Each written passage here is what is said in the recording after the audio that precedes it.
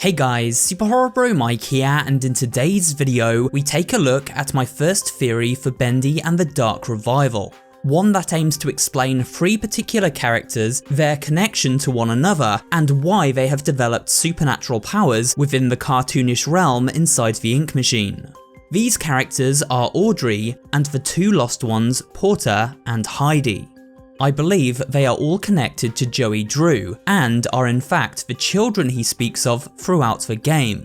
So sit back, relax, and let's explore this concept in today's Bendy and the Dark Revival theory video. First, let's lay the groundwork for this theory by quickly recapping the events that led to Audrey's journey in Dark Revival. After his studio closed down in 1948, Joey Drew became a recluse. Bankrupt, he ended up living the remainder of his days in a crummy apartment in downtown New York, until his eventual death in 1971. During the final decades of his life, Joey became a bitter old man. He kept hold of the ink machine he had created in collaboration with the Gent Corporation and spent years experimenting with it in the secrecy of his home, creating a version of his old business partner Henry Stein and trapping him inside the inky realm where he drew up various narratives to torment him. Payback for Henry leaving the studio years earlier. Joey had blamed Henry's departure for his eventual downfall, as the two had once been best friends and created cartoons together. As the years went by, Joey's heart eventually warmed when a voice actress named Alison Pendle entered his life and a friendship formed.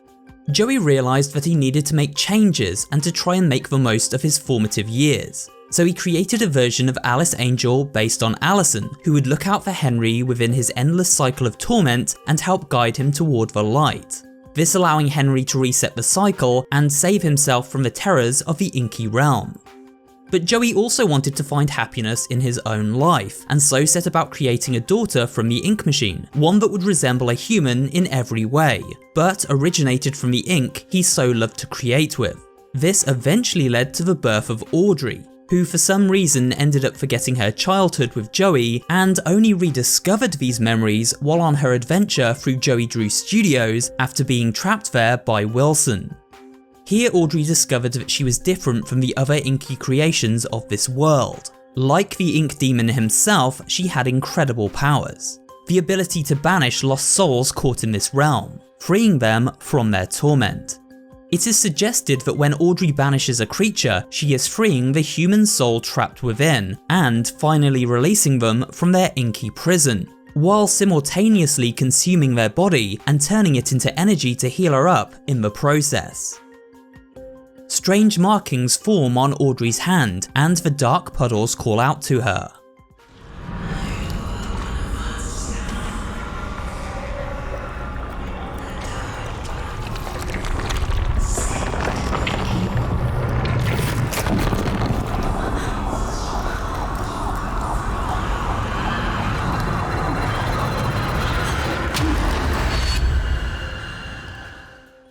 As Audrey was born from the ink machine directly, rather than being born into it like most other inhabitants, it seems the ink speaks to her and is willing to enhance her by passing on its powers. The other lost ones were human first and came into this world after being consumed by the ink that flowed from the machine, their souls trapped inside new inky forms. But Audrey is a creation of Joey Drew, the man who conceptualized this entire realm. She was born from his pen and born from the ink machine. Therefore it makes sense that simply being in this realm would give her unique abilities. We see this reflected in the Ink Demon too. The Ink Demon was Joey Drew's first attempt at bringing a cartoon to life. However, he believed that without a soul, Bendy was nothing more than a lifeless husk, an inky abomination.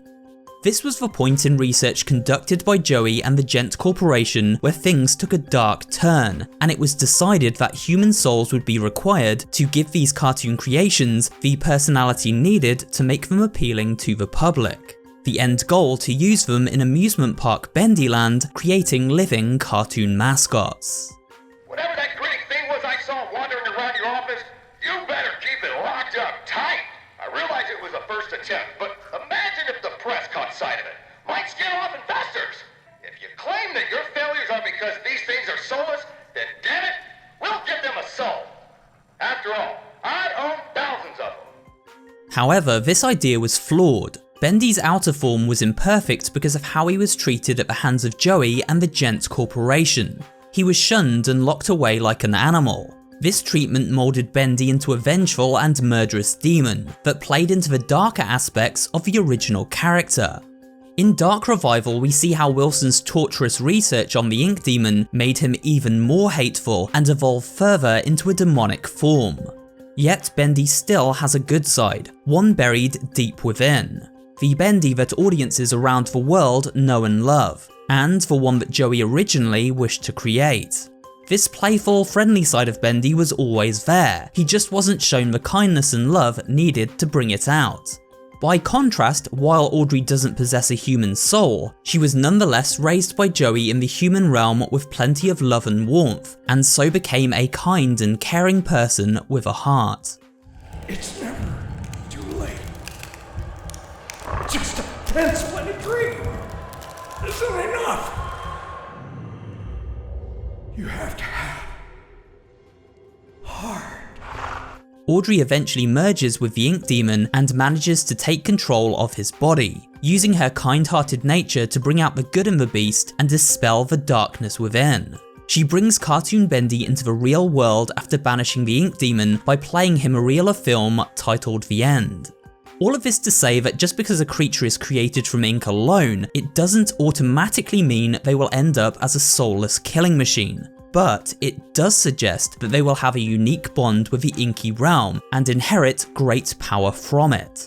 This also explains why Wilson wanted to draw Audrey in particular into this world, knowing of her origins from it and therefore the power she could draw from the machine if placed inside his Shipahoi Dudley design. It also explains why the Ink Demon places importance on Audrey being the daughter of Drew, knowing that, as a creation of the creator, Audrey has the power to transform him into an unstoppable force if they merge into one singular entity.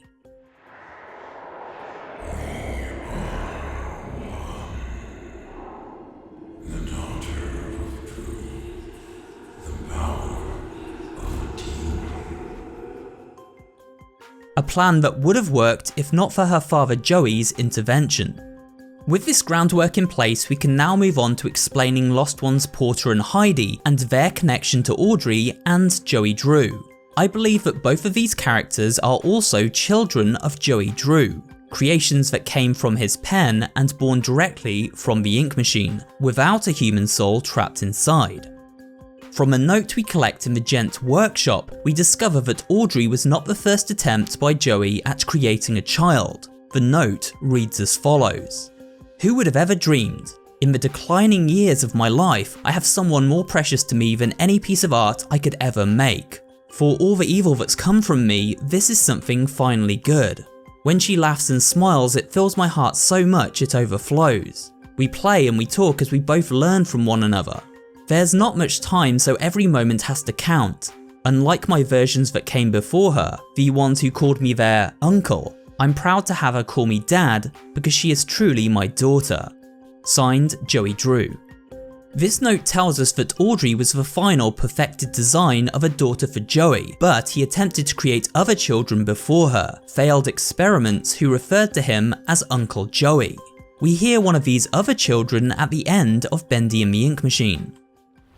Tell me another one, Uncle Joey. It seems that while these children were unsuccessful designs, perhaps retaining too much of their Inky origins in their appearance, as well as not identifying Joey as their father, they were still shown his love. He would tell them stories and educate them.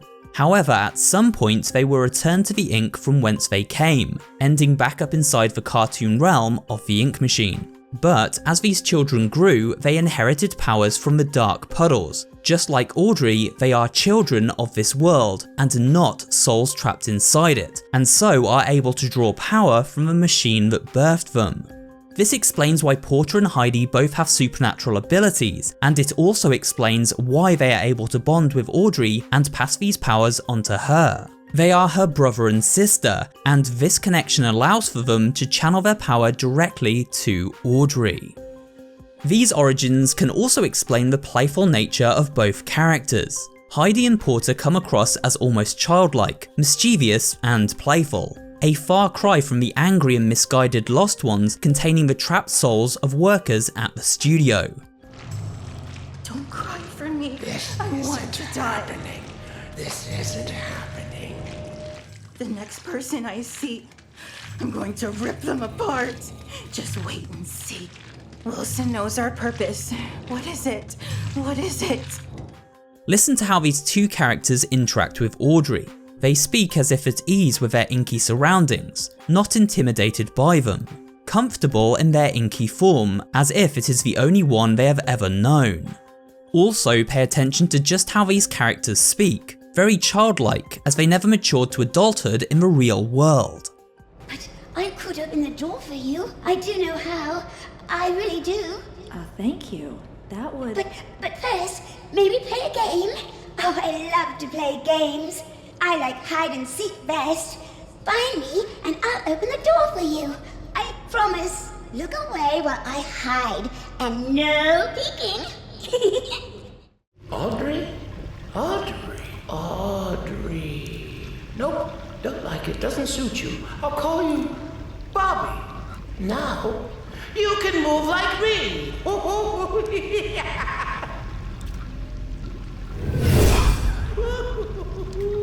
Goodbye, Bobby. Try not to die.